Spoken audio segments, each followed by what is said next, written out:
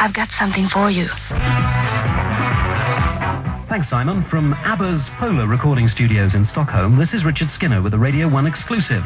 As Benny. Hello, Richard. Hi, Bjorn. Hello. Agneta. Hi, everybody. And Frida. Hello. Hi, of ABBA. Talk to us about their latest album, Voulez-Vous, and we play tracks from the album. Here's the title track to kick us off.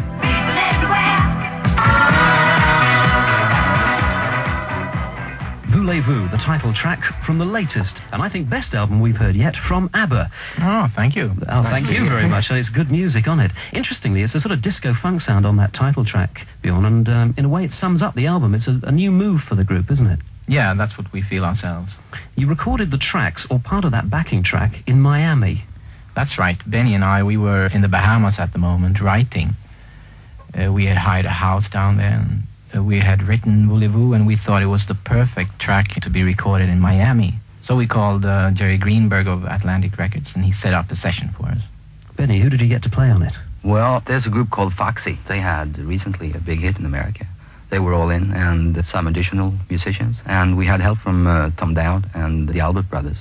George Terry, who is... George Terry was with, yeah. With Clapton. And a fascinating sound they got together, too. You must have been very pleased with that sound. Yeah, but we took the backing track back to Stockholm, and we've been working with it up here, doing a lot of overdubbings and all the vocals and all that. But it still is a great backing track. Yeah, you had to go a long way to beat the sort of funkiness of the genuine American studio sound, don't you? Well... You're going a long way to try to do it. I mean, it's the musicians and the tradition they have. Tom Dowd, as a producer, is an amazing man. Works, of course, with people like Rod Stewart. Yeah, that's right. But he was in just to help us, because we have never been to America recording before, and I guess he's a good friend with Jerry and all that. And the reason for us being on the Bahamas to start with was that we've been writing for maybe 1.5 years for this album, and we felt a bit stuck.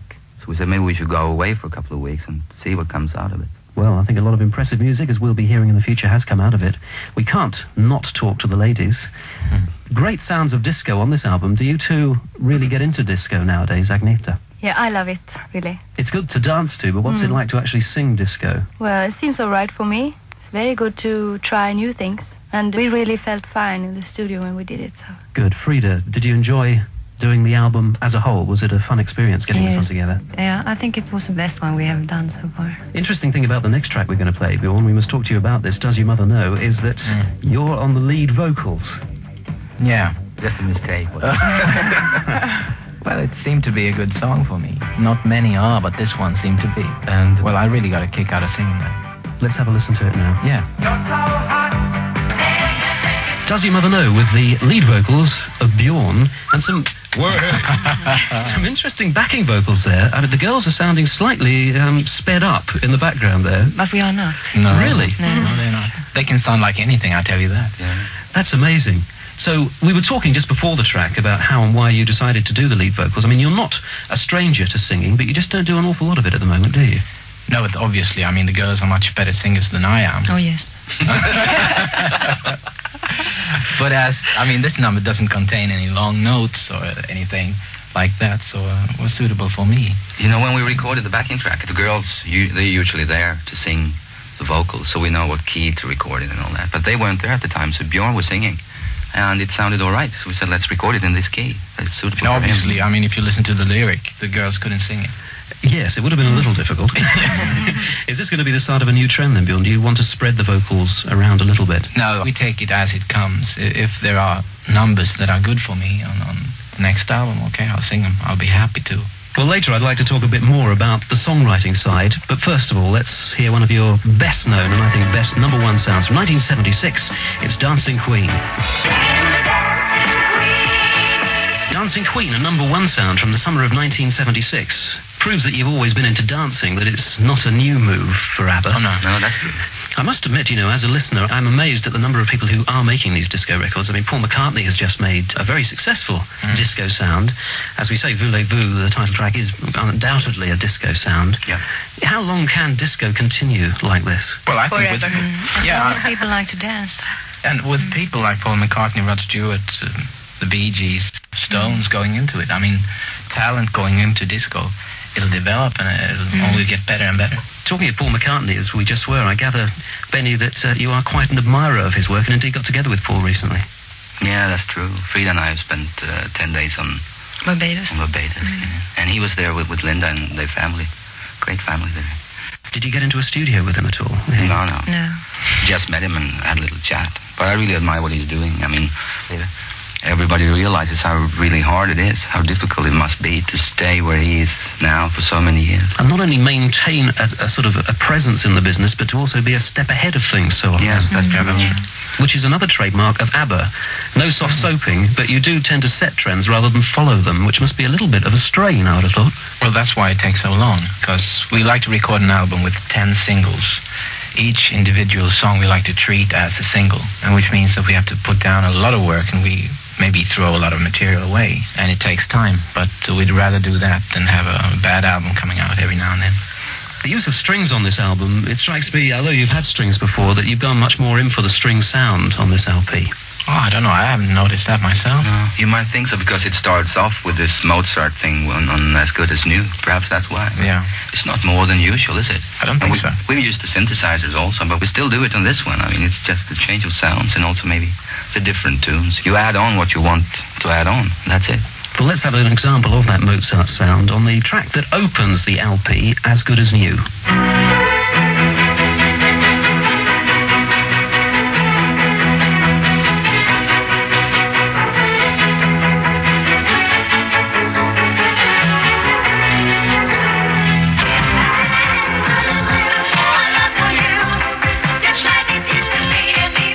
The track that opens the album Voulez-Vous, As Good As New, with Agnetha on lead vocals. Anna, I'm going to call you that, which it comes out easier that way. Is that hard? It is terrible, isn't it? I'm sorry about that. You're leading the vocals on that one. How do you decide who is going to do the lead vocals? Yeah. No, but really, so we just went away, and when we sit down, we just sit there and we play around with the guitar and the piano till we hear something that we haven't heard before, that we like. And we keep it, and we start from that. But it seems to be good with a certain degree of isolation. Not complete isolation, but a bit. I mean, we go away and we can work until 2, 3 o'clock at night, and we can sleep for as long as we want the day after. I think everybody's got that image out of the movie of you sitting in this isolated hut on an island. Yeah, it is important, you know. And that's the way you like to do it. Yeah. You were talking a bit about the pressure or whatever you maybe felt. Do you feel that you are under pressure very heavily to produce hit after hit after? Does it get more difficult as time goes by? You have to have impulses all the time. And so we did have impulses in the Bahamas because we could listen to the radio all the time with all the new good stuff coming out. Soak it all in. Yeah. Yeah, that's true. What was the impulse behind Lovers Live a Little Longer? Well, that's one of the first songs we wrote, actually, on this album. I don't know about the music, but about the lyric. I read in a paper that lovers actually live a little longer. So I thought it was a good title. Lovers Live a Little Longer, a great philosophy of life from the new ABBA album, Voulez-Vous. I wonder if we can move on very quickly, in fact, to the great success story of Chiquitita, which, as well as being a #2 hit in Britain, Frida, has now proved to be your biggest success in Spanish-speaking territories. There's a wee bit of a story behind how and why that happened, isn't there? You're speaking about the Spanish version. Well, this is what I wanted you to tell me about, yes. We felt that it would be nice to do it in Spanish because it's very much a Spanish song. I mean, in the sort of reminiscent style. of Fernando as well, isn't it? Yeah, it is in a way. So we called a Spanish teacher to teach us how to pronounce the words and the lyrics in Spanish, and worked together with her for a couple of hours.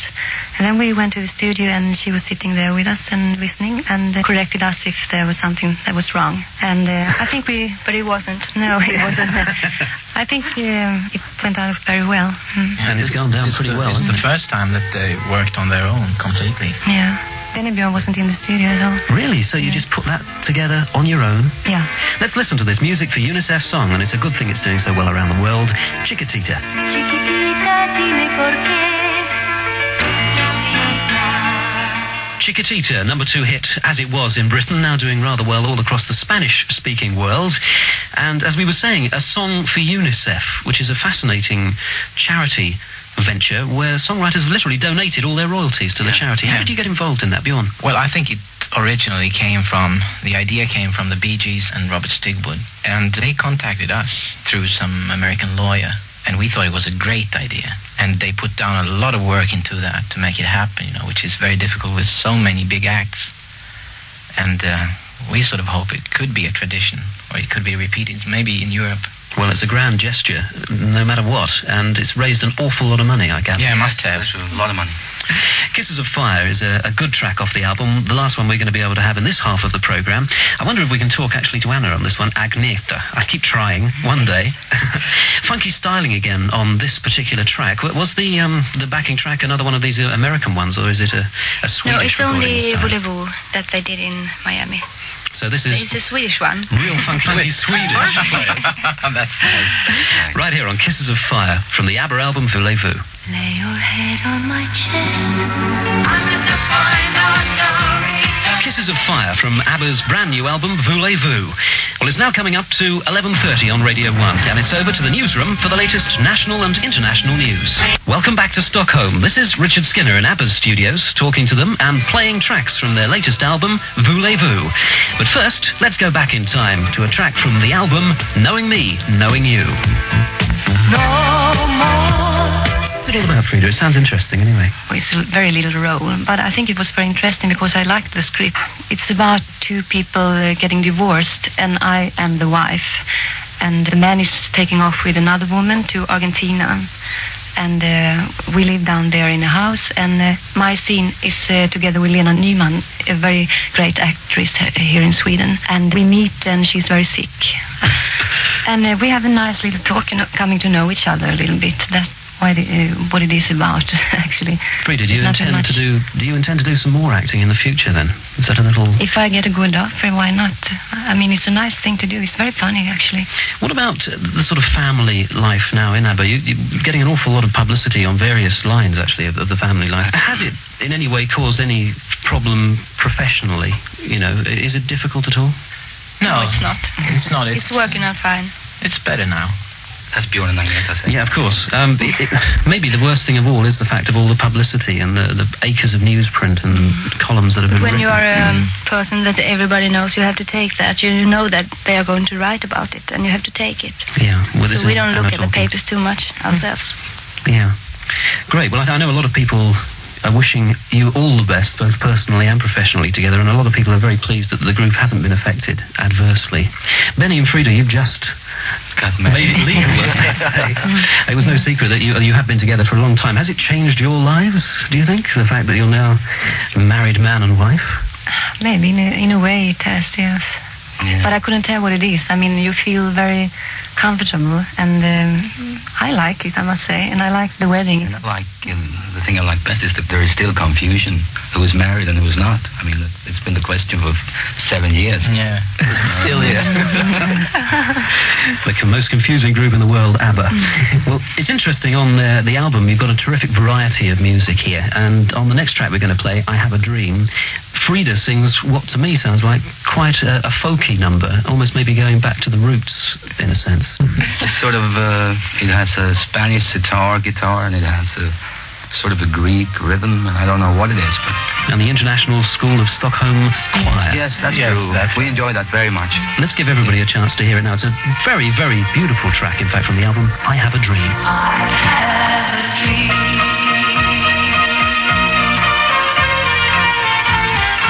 One of my favourite songs, really, off the album, I Have a Dream. It makes me wonder whether you one day want to get out of this rock and pop field, because it is a very different sound for ABBA. Benny, come on, give us some of the lowdown on the future of the writing team here. We never looked upon ourselves as rock composers or pop composers. I mean, we do whatever we feel like doing. As you say, I mean, I Have a Dream has nothing to do with rock and roll. Neither have Thank You for the Music or other songs we made. So, maybe in the future, we've been talking about it for many years now, that when we have time, we might sit down and try to put a big concept together, maybe rock opera or musical or whatever. But if it takes like a year to write an album, we might need maybe 2 years. It's really a long project. And you are Which means that we couldn't do it while we're working with ABBA. Yeah. Unless we involve ABBA in it, or the girls or whatever. Do a sort of a Tommy something like the Who did. Tommy, you know, maybe you could do your maybe own that thing. will be possible. But what I look forward to do is, to really put it up on stage, because I think that would be great to see it grow, to see people being involved and all the different parts that everybody's doing. I think that's probably the ultimate thing in this business. All right, fingers crossed for the future. I'm sure it'll happen one day. Here's another track off the album that has been recorded. It's called Angel Eyes. Angel Eyes, and that's yet another track from the new album Voulez-Vous from ABBA. You're listening to Radio 1, our ABBA special from Stockholm. This is Richard Skinner. I'm talking to ABBA about the things they're up to at the moment. That track from the album of course recorded in your own Polar Studios here in Stockholm. And that is a business venture that is really taking off for you, isn't it? I keep reading about people like Led Zeppelin in their recording, Genesis. True. Yes. Nice. How did it come up? You must be really amazed that it's working so well, Bjorn. Well, we knew from the beginning that we were going to build the best studio in Europe, you know, or one of the best anyway. And so we got the best equipment, we got the best of everything. So naturally it comes out well. Well, looking around me at the moment, I see this lovely panoramic window and everything. Perhaps actually, Benny, you could describe it for the listeners at home who haven't got the benefit of seeing it. Well, I don't know how many of you listeners have seen an ordinary studio, but it's normally you feel a bit locked in when you sit there. And when we sat down together with Michael Tretto, our sound engineer, and the people who were involved with building the studio, we said we wanted a lot of space, and we wanted a big panoramic window, like a control tower, you know, on an airport. That's the way to describe it. And it really does give a real open-air look. I mean, you've got this lovely sort of motif of clouds on the wall That's as well. right, that's on the left side. Yeah. And that's the big room with marble floor that we use for strings, tremendous string sound. It's got a good acoustic sound in Yes, there. it has. Yeah. And a big drum booth with on the right side with space enough for 2 drummers if you want that. Well, we want to talk a bit about Michael Tretto now, actually, who is your engineer and maybe could be called the 5th member of ABBA, a very important man in your setup. Indeed. I mean, he's been with us for more than 10 years before we formed ABBA. And Bjorn and I have always recorded with him, whatever we did earlier. And he's so talented, you know, because he's got music within himself, and he's always a step ahead of us. We never have to think about sound we would like to create because he's already done it. And he's got essentially in our work. more patience than anybody in the world. Yeah, that's true. And if anything is needed in a recording studio, patience. Yeah, that's true. Anyway, a track from the past, once again, Take a Chance on Me, one of my favourite oldies from ABBA. Yet another ABBA number 1. Oh, it must get boring for you, you know. No, never get bored. Take a Chance on Me. I wonder if I can turn to the girls now, who have been somewhat, you know, left out of it as we talk about all the engineering side. We're used to it. Yeah. You get all the shots on television, so you can't complain. Yeah, that's true. In fact, that sort of image... I want to talk about that. Be quiet, Bjorn. The image of ABBA and the stunning image of the two of you together is really quite an amazing image. And how exactly does that image get together? Do you devise the costumes yourselves? Or what, Agneta? Well, of course, we have ideas of what we're going to have. And we also have 2 guys here in Stockholm that helps us with sewing them. What do you wear off stage? I mean, at the moment Casual clothes. you're resplendent in Radio 1 T-shirts, but I imagine that's not your usual garb. Oh, yes. Always wearing this one. Pleased to hear it. No, perhaps I can ask you individually. What sort of thing do you go for, actually, Frida? What's your clothing style? I wear what I think is comfortable, you know, and I'm very much aware of fashion, so I'm very interested in it also, buying a lot of fashion magazines now. Really? I suppose she's always out spending your money then, Benny. Her money. Oh, I have my own money. And Agneta. Yes, I usually go with jeans and pullover. Right. Off stage and on stage, very attractive anyway, so Thank you. we always enjoy having a look at you. Let's take a listen to you right now on a rather beautiful, gentle track from the new album Voulez-Vous. Frida on lead vocals on this one, The King Has Lost His Crown. Another example of the quieter sound of ABBA, and that one's The King Has Lost His Crown. We were talking just now about the visual side of ABBA, and it's been very important. The videos that you've done, the films that you've made for all your singles have been quite impressive. All the work of one man, I gather, Bjorn. Yes, most of it is him, I would say 95%. Lasse Hallström. That's right. He also did the movie, as you know. I didn't know that. Oh, yes. Goodness. He's the one. Was that his first venture into the big screen? No, it wasn't. Well, into Panavision, but not into full-length movies. Yeah. He's done that before. He's been famous in Sweden for a long time. And very talented, and he likes music very much into pop and rock himself.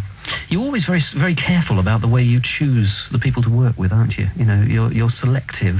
You seem to have got a pretty good team around you to help sort of support the whole ABBA industry. Yeah, and very close friends, and I think that's very important. Yeah, that's right. How many people are actually in your offices? We were in your offices recently. It's a very small place. It doesn't seem like a massive... That's a lot of people, you know, but... At the moment, I don't know. No, but I think we're all together in the company, like 45.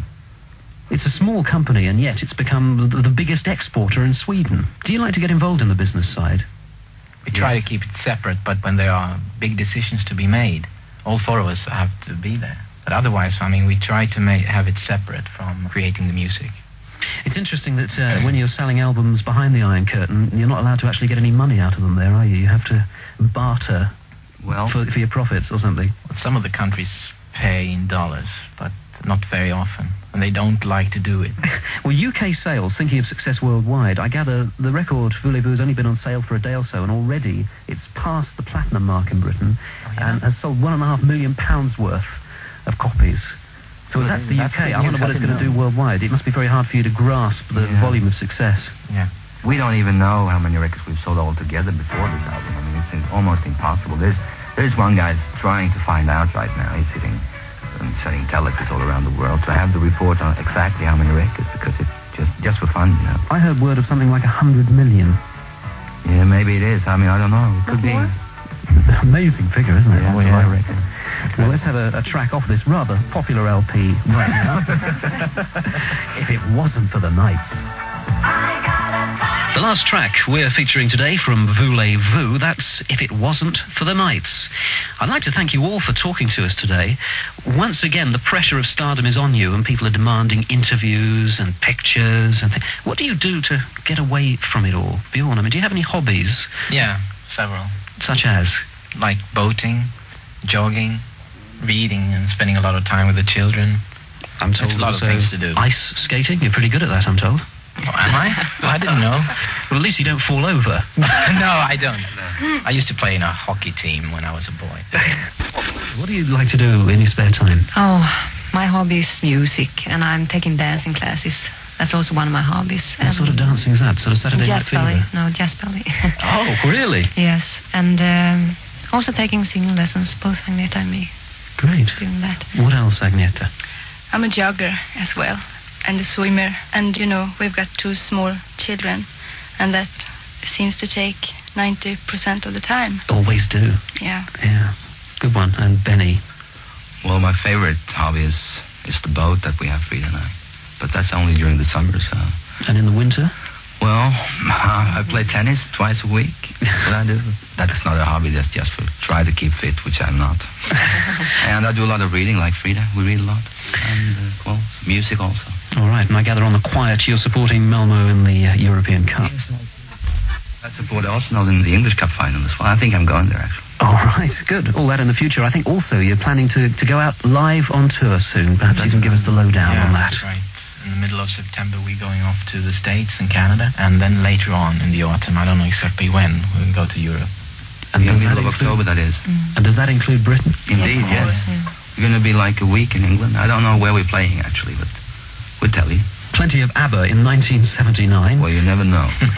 Ladies and gentlemen, thank you for sharing the music with us today on Radio 1. Thank you, Thanks, Richard. Richard. Thank you for the music, for giving it to me. The ABBA special was produced by Paul Williams, and this is Richard Skinner from ABBA's studios over 1,000 miles away in Stockholm, handing you over to DLT, who's at one of Britain's stately homes in the West Country, Doddington House. The Radio 1 Road Show.